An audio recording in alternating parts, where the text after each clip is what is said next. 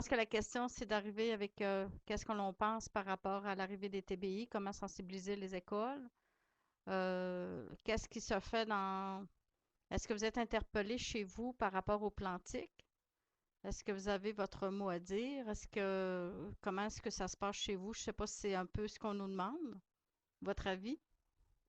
Moi, tiens, ouais, je vais lancer juste.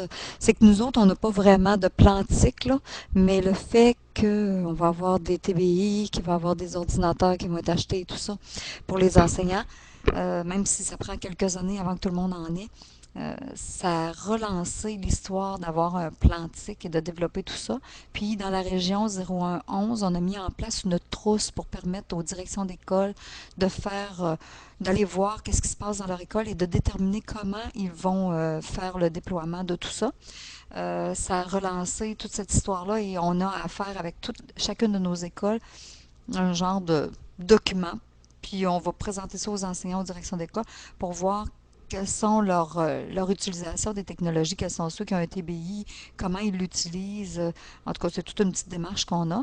La trousse, elle est disponible sur le site régional qui s'appelle le Havre 0111. On va vous le mettre là. Mais nous autres, c'est vraiment avec ça qu'on est parti. Je sais que Sylvie Francaire, qui est dans le même atelier que nous autres, elle aussi a utilisé cette trousse-là.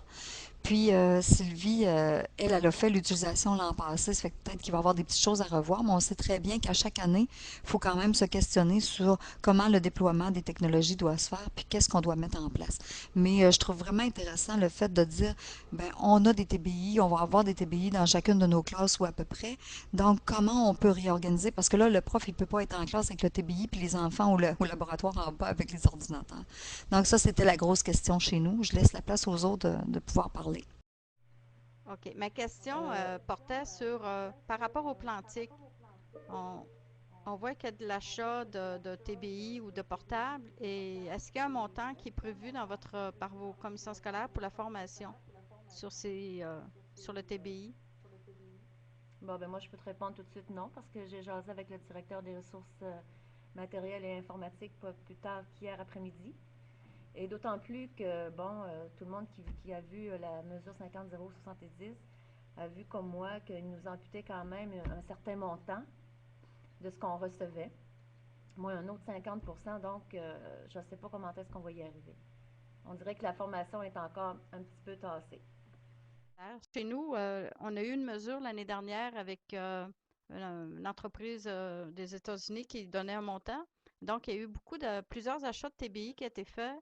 Et sur ce montant-là, on a eu un montant gardé pour la formation.